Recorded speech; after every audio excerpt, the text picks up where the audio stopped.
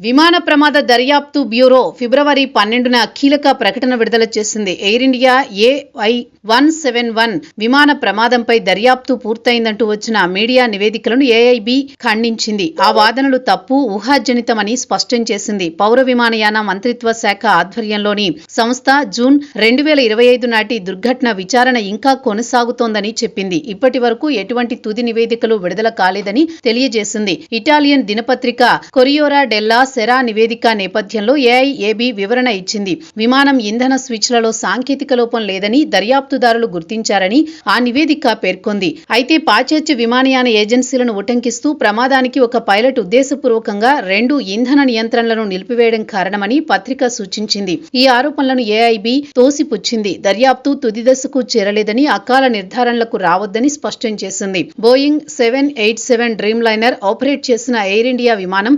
171-2025 June 12న takeoff అయ్యింది. అహ్మదాబాద్ విమానాశ్రయం సమీపంలో కూలిపోయింది. విమానం 2 ఇంజన్లలో శక్తి కోల్పోయి 32 సెకన్లలోనే వైద్య విద్యార్థుల హాస్టల్ను ఢీకొట్టింది. విమానంలో 242 మంది ఉండగా 241 మంది ప్రాణాలు కోల్పోయారు. నేలపై ఉన్న మరికొందరు మరణించడంతో మొత్తం మృతుల సంఖ్య 260కి చేరింది. ఈ దుర్ఘటన తర్వాత ఎయిర్ ఇండియా శిథిలాల నుంచి సేకరించిన వ్యక్తిగత వస్తువులను బాధితుల కుటుంబాలకు తిరిగి ఇస్తోంది. శోధన కార్యకలాపాలలో బట్టలు, ఆభరణాలు, ప్రయాణ పత్రాలు, ఎలక్ట్రానిక్ గాడ్జెట్లు, ఇతర విలువైన వస్తువులతో సహా వేలాది వస్తువులు లభ్యమైనట్లు సంస్థ ధృవీకరించింది. సంస్థ ప్రకారం సేకరించిన ప్రతి వస్తువును జాబితా చేసి భద్రపరిచారు.